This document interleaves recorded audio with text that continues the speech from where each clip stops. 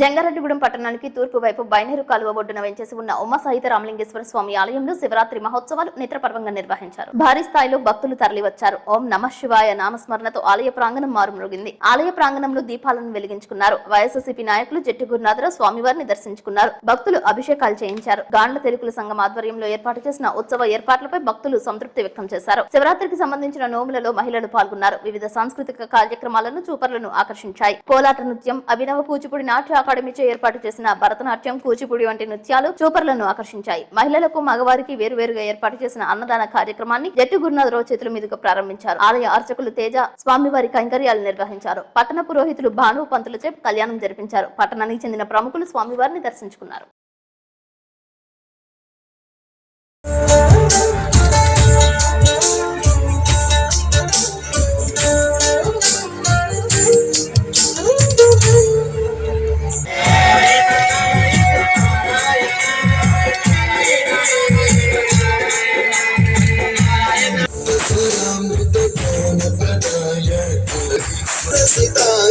గురవే నమః.